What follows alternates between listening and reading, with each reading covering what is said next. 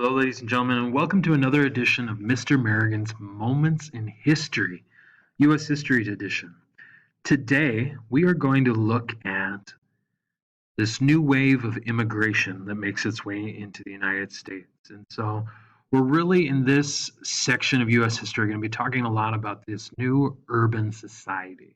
And where we're going to start off today is with who is coming to the United States. So, we're going to identify the characteristics and predominantly where this new wave of immigrants is arriving in this time period after 865, because we're going to see a shift from Western European countries like Ireland and Germany and Norway and Sweden to more Southern Europe and Eastern Europe. We're also going to see an influx from China during this time period as well. So who are these, quote, new immigrants? Well, they're not really new. They're just coming from different places. And these immigrants are coming from southern European countries like Greece and Italy, but also Eastern European countries like Hungary and Poland and Russia and even Turkey. And so certainly coming to this region again from Europe, as well as certainly with Russia, we could say this is a Eurasian nation, and even Turkey certainly technically being more an Asian nation. And then certainly from the east, we're looking at, or coming from, I should say, the east to the west coast, predominantly going to begin with your Chinese, and then it's going to grow in from the Japanese. After about 1900, so the turn of the 20th century, you're going to start to see that immigration change even again, with immigrants coming from Mexico and China and Japan beginning to increase in that time period. So let's start with those coming to the East Coast. They're going to come in to the United States on Ellis Island, which is right off New York City, and certainly would have been one of the very first things many immigrants would have seen, including the Statue of Liberty. Coming from the west, we're going to see just off the coast of San Francisco, Angel Island, which is going to certainly have a similar role for especially many of our Asian immigrants coming from places like China as well as Japan. And again, being subject to, in some cases, in a lot of mistreatment at both Angel Island and Ellis Island before either being allowed access to the United States or being sent back. All right. One of the questions we have to ask ourselves is why people emigrate. Emigrate's an important vocab word in this section, in this unit. And it talks about people leaving the country of their own residence, and they're going somewhere else to another country to live. Think emigrate, think exit. And when you immigrate, you're coming in. And so people are emigrating from their native countries. And there can be a variety of different factors or reasons why people do that. So we got to ask ourselves, why would people leave their native country for another country? Well, we can boil it down to what we call push and pull factors. Push are things that drive you out of a country. Pull factors are what attract you to come to a country. So why would people immigrate? Well, one example is overcrowding. This would be more of a push factor, because it might mean a lack of economic opportunity or opportunity to gain wealth and land, and might result from people, again, being pushed out of a country. Poverty can be another one, and this can be, if we're talking about more economic opportunity, that would be a pull factor, but if we're talking about poverty within a nation, this is true for many of the Irish immigrants, for example, but certainly also Italian and Greek and even Russian immigrants as well, and actually all immigrants.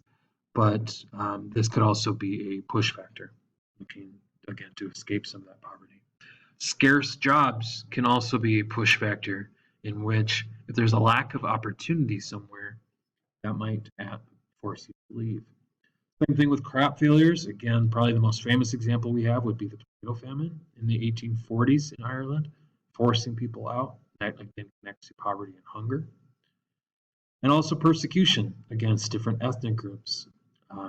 Ethnic group is a minority that might speak a different language or follow different customs or a different religion than the majority of the people within a country. And then the opportunity for a better life, whether it's more economic opportunity, more jobs, more fertile soil for growing crops, or to escape persecution. Those are all great examples of pull factors that would really push people or bring people to a country like, say, the United States.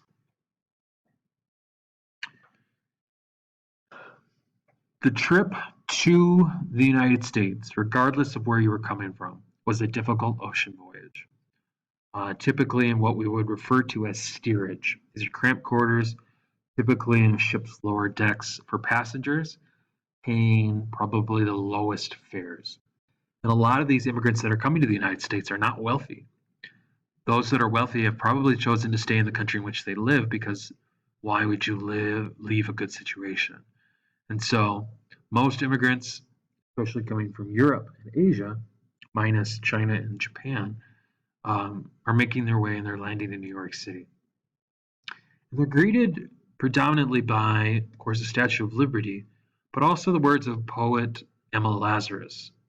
And on the Statue of Liberty, it says, "Give me your tired, your poor, your huddled masses, yearning to breathe free. The wretched refuse of your teeming shore, send these, the homeless, tempest-tossed, to me. I lift my lamp beside the golden road." It's kind of an acknowledgement that the United States is for everybody, but especially those who want to work hard and come and find a better situation for themselves. Kind of an acknowledgement of that immigrant presence. Not everybody agrees to that, of course. We'll talk about nativists here in just a second. Quick check-in question. Why are immigrants coming to the United States today? Is it to escape personal persecution, seeking opportunity, political unfairness perhaps in their own country, or is it D, all of the above? Pause the video if you need to. This one's a little bit more straightforward. It's certainly going to be D, all of the above. We're going to shift gears a little bit. We're going to talk about how immigrants, once they arrive, how they're going to adjust to life in the United States, and how they're going to find work, how they're going to form communities, and how they're going to adapt to this new culture. One of the biggest challenges for any immigrant group, whether we're talking about the Irish and the Irish need not apply, or if we're talking about the Chinese and the persecution they face, but one of the biggest challenges that many immigrants face is finding work. And many immigrants, whether we're talking the East or the West Coast, are working in sweat shops or steel mills, or in some cases for the railroad. A sweatshop is a shop or a factory where workers often work long hours for low wages, and typically under very unhealthy and sometimes unsafe conditions. One of the key things that any immigrant to a new nation needs is a way to make a living. And that could be difficult because you might be competing, one, with several immigrants for certain jobs, and you might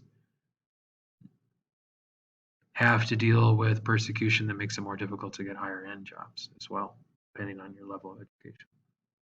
Immigrants also wanted to assimilate. They wanted to be a part of the culture in which they're joining. They wanted to absorb a group and become a larger part of a part of the larger population into American culture, while also preserving their own. And certainly a bunch of symbols come to mind, whether it's the melting pot or the gumbo or what have you, the mosaic of American culture, where it all forms into this beautiful whole, but also acknowledging the importance of each piece and that each piece holding on to its own personal identity. A quick example of a sweatshop, certainly the kind of conditions you might be working in. When we did see immigrants move, especially to cities, they tend to live with people from similar ethnic groups to kind of form their own separate communities where Greek immigrants lived with Greek immigrants and Irish lived with Irish and Chinese lived with other Chinese, and they kind of form their own communities within a larger sense. And part of this is to certainly establish a support system. They're going to publish their own newspapers and their own stores, their own clubs, their own houses of worship to bring a little bit of that unique identity with them. So when you think about this immigrant experience, of course, language is going to be an important part of it. So the second question here is, who do you think in a typical immigrant family would be the first to learn English? You think it's going to be the parents of immigrants, the immigrants' grandparents, or the children of immigrants? Pause if you need to. Correct answer, though, is children of immigrants, typically because they're going to start going to school within their new country, in this case, the United States. Now, not everybody would open the door for these new immigrants. In fact, there are some people who oppose this immigration, while others appreciated the positive contributions made by immigrants. There's definitely this give and take. The attitudes of our native-born Americans, and this is a group we've talked about before, and you might be thinking of the nativists. They tried to make assimilation more difficult for immigrants, and particularly these immigrants, their fear stems from the idea that immigrants would take away jobs and drive down wages, like they might be willing to work for less and work against maybe union activities. They might also feel that they don't really fit into American society or what they perceive American society to be. They might also blame immigrants for increased crime and unemployment, when data might show that that's not true. The Nativist movement also called for more restrictions during this time period, particularly in immigration, and they even pushed forward legislation in order to try to stop the flow of immigrants into the United States during this time. And this typically affected immigrants from all nations, but specifically one of the major targets of this is the Chinese. So in 1882, Congress passed the Chinese Exclusion Act.